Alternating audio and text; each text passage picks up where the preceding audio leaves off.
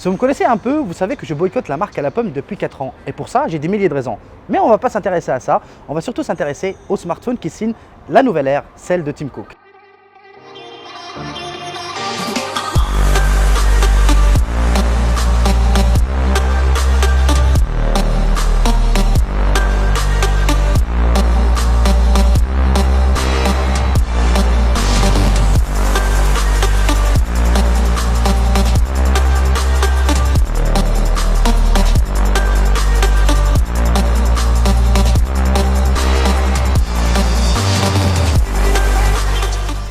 Comment marquer les 10 ans de l'iPhone et des esprits? Comment encore innover quand tout a quasiment déjà été fait? C'est la preuve qu'une innovation n'est pas nécessaire lorsqu'elle est trop difficile à établir. Et pourtant, cet iPhone 10 réinvente notre utilisation par de simples gestes. Mais peut-on vraiment parler d'innovation? Ce sujet est perplexe car cela a pris 10 ans à Apple pour atteindre une telle perfection. Bien sûr, certains parmi vous me diraient que chez Android, tout cela existait déjà depuis bien longtemps et je suis entièrement d'accord.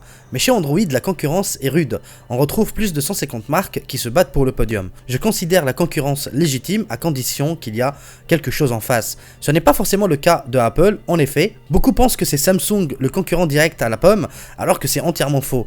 C'est plutôt Google avec son OS. Apple n'a jamais été un génie du hardware, mais c'est lui qui marie à la perfection les deux. En quelques mots, vous aurez déjà compris que ce que fait Apple n'est pas forcément innovant dans le monde de la téléphonie mobile, même s'ils ont commencé comme ça, mais c'est surtout innovant pour Apple. Cette mise au point indispensable étant faite, je vais détailler ce test en 10 parties.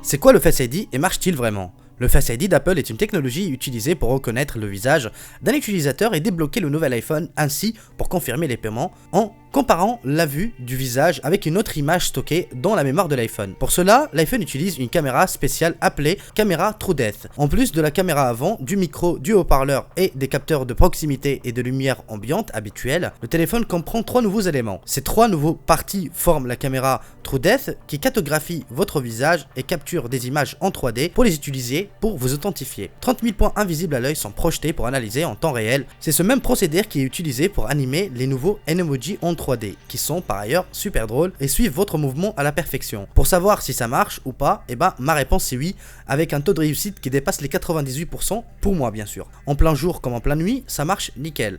Mais par contre, impossible de déverrouiller le téléphone quand il est sur une table, obligé de le prendre en main. Alors le déverrouillage est super rapide, presque le même que le Touch ID.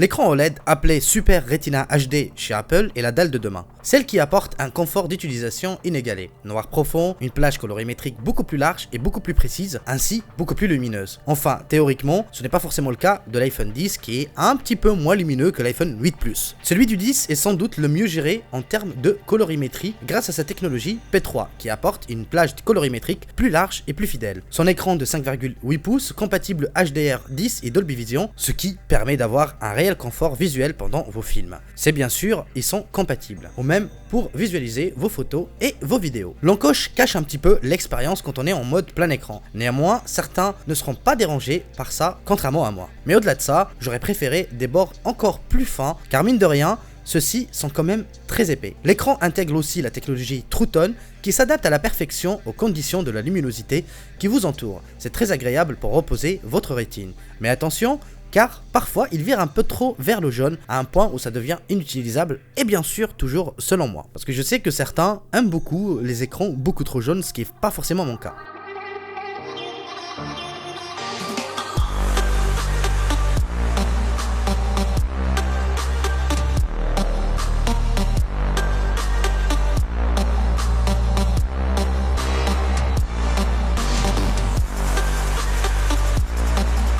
Apple a équipé son iPhone des 10 ans d'une puce Bionic A11 et 3 Go de RAM lui permettant de faire tourner les applications sans aucun souci. Ce smartphone est taillé pour de la vraie réalité augmentée en toute fluidité. Donc on arrive à intégrer un objet virtuel dans un monde réel avec une fluidité jamais atteinte sur un autre smartphone et en temps réel. C'est vachement impressionnant à vrai dire. Sa puce fait tourner aussi à la perfection la partie photos et vidéos intégrées à l'image de la 4K 60 images par seconde, taillée aussi pour répondre à la forte demande de ressources du TrueDepth. test qui demande un temps d'analyse en temps réel très élevé. C'est de loin la puce la plus impressionnante jamais réalisée. Et on ne s'attardera pas sur les scores AnTuTu ou Geekbench, car pour ceux qui me connaissent déjà, personnellement, j'en ne fais jamais sur ma chaîne.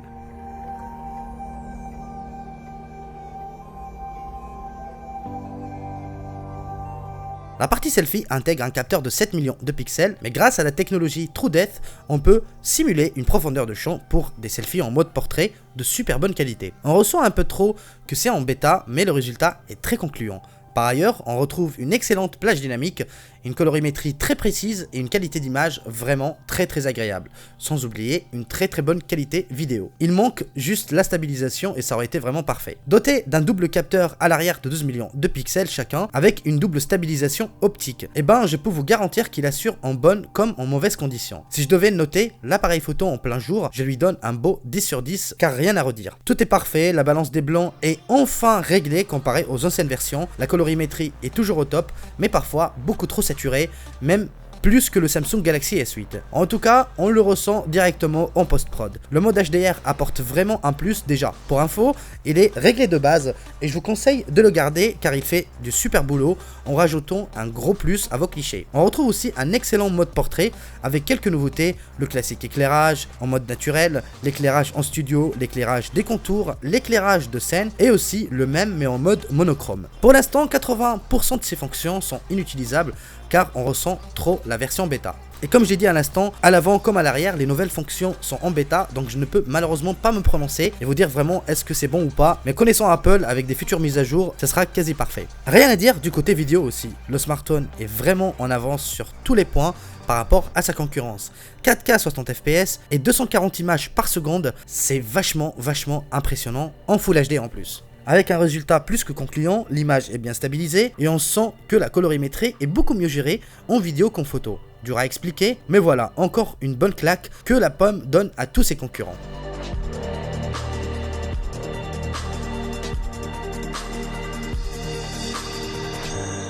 Apple apporte ici son plus grand changement dans notre façon d'utiliser leur smartphone, avec de nouveaux gestes à apprivoiser, donc voici un petit tuto. Pour sortir de l'écran de veille, tapez une fois sur l'écran. Pour quitter une application, faites glisser votre doigt de bas vers le haut. Pour ouvrir le multitâche, il faudra refaire exactement le même procédé, mais s'arrêter au milieu pendant quelques secondes jusqu'au moment où multitâche va s'apparaître. Pour supprimer les applications du multitâche, il faudra appuyer dessus pendant une seconde. Une fois qu'on a le logo rouge qui apparaît, soit vous appuyez dessus et l'application est supprimée, ou sinon vous faites un glissement vers le haut. On peut aussi passer d'une application à une autre en un simple geste. Glissez de droite vers la gauche dans la petite barre noire. Et franchement, comme vous pouvez voir, c'est très intuitif et très rapide. Je trouve que l'idée est vraiment ingénieuse. Pour ouvrir le centre de contrôle, faites un glissement vers le bas depuis la droite de l'encoche. Pour le centre de notification, faites un glissement vers le bas, mais depuis le centre de l'encoche. Pour passer en mode plein écran, faites un glissement dans les deux extrémités de l'écran. Et si vous voulez réduire l'écran, vous avez juste à inverser le geste. Pour utiliser Siri, appuyez longtemps sur le bouton de la droite. Pour utiliser Apple Pay, double tapez sur le bouton de la droite. Pour faire une capture d'écran, cliquez sur le bouton de la droite, plus le bouton volume plus. Pour éteindre votre iPhone, cliquez sur le bouton de droite, plus le volume,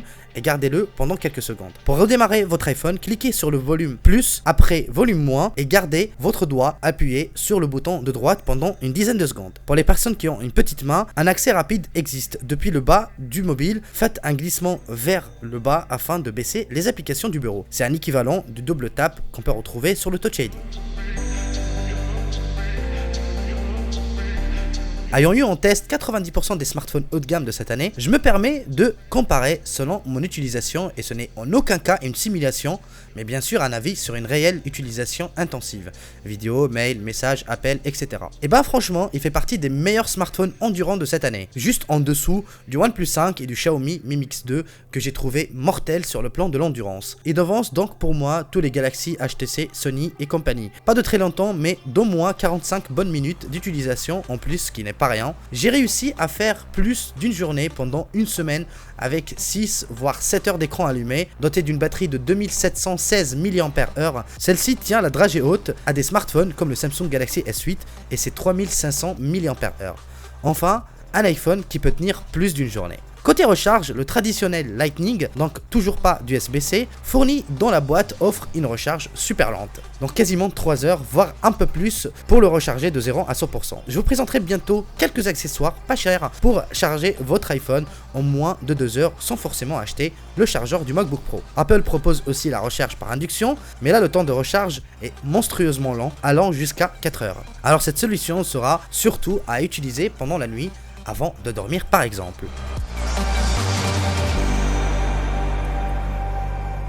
Bon, en 2 mots, je ne suis toujours pas fan, mais ça reste l'OS le plus stable et le plus intuitif du marché, avec quelques animations assez sympas, enfin, surtout une qui a retenu mon attention, le mode avion que je trouve vachement joli. Grâce à la certification IP67, vous pouvez l'immerger dans l'eau à une profondeur limitée à 1 mètre maximum et pendant 30 minutes. Donc n'allez pas plus loin, même si je vous le déconseille car la garantie d'Apple ne prend pas l'oxydation. J'aurais quand même préféré du IP68 qui offre une meilleure résistance à l'eau et à la poussière. Voilà le vent de nouveautés qu'on attendait. Enfin arrivé, on regrette toutefois la proéminence du double capteur, donc le mobile est bancal sur une surface plate, ce qui rend son utilisation impossible. Cela nous oblige donc à le prendre en main pour l'utiliser. Je regrette aussi le manque de la LED de notification ou alors le Always On Display.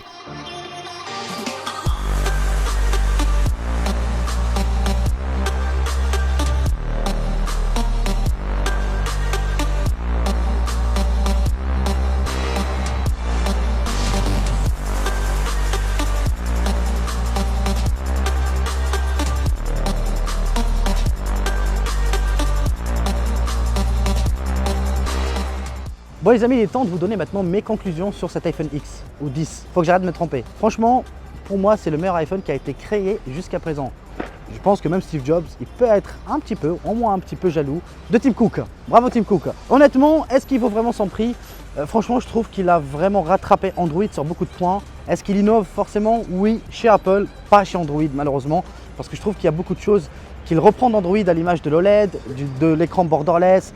L'appareil photo en basse lumière, comme vous l'avez sans doute regardé sur certaines photos, il est sans doute parmi les meilleurs, mais loin d'être le meilleur, que ce soit même en plein jour ou en plein soir. Je pense qu'ils sont un train en retard, mais pas un train, voilà, disons juste un chouïa, un tout petit, un petit peu, voilà ce que je voulais dire, vous avez compris. En retard par rapport à Google, par rapport à Samsung, mais c'est pas flagrant en tout cas, c'est pas quelque chose qu'on va remarquer directement voilà, à l'œil nu. Voilà, il faut vraiment être sur un post-prod pour voir que sur certains plans, je trouve que le Samsung Galaxy Note 8 a encore un petit peu un train d'avance sur l'iPhone 10. Voilà, cette fois-ci, je ne me suis pas trompé. Bref, grosso modo, est-ce que je vous le recommande pour 1159 € en version 64 Go et 1339 € ou 29 €, je ne me rappelle plus, pour la version 256 Go. Oui, si vous avez les moyens, parce que c'est sans doute la plus belle expérience qu'on peut avoir chez Apple à l'heure actuelle. Pour moi, je dis que bravo, c'est un beau 10 sur 10 parce que je trouve qu'il y a très peu de points négatifs. Son point fort numéro 1, c'est sans doute le meilleur smartphone de chez Apple en termes d'autonomie, même meilleur que le 8 Plus ou le 7 Plus par exemple, qui était déjà bon. Enfin, pas si bon que les Samsung par exemple, mais celui-là, il m'a franchement impressionné parce que je trouve que sur le plan de l'autonomie, il tient mieux qu'un Samsung Galaxy S8 Plus et mieux qu'un Samsung Galaxy Note 8. Et ces derniers étaient très bons. Donc pour vous dire, voilà, il fait partie pour moi du top 3 des meilleurs smartphones endurants du marché à l'heure actuelle. Voilà, j'espère bien sûr que vous avez aimé cette vidéo. N'hésitez surtout pas d'aller regarder la chaîne de Captain Kirk et aussi de Denver Test, mes esclaves de la journée. Merci à vous les potes. Et je vous dis prenez soin de vous et à très bientôt pour une nouvelle vidéo. J'espère bien sûr que vous avez envoyé cette vidéo en tendance. Allez, à bientôt.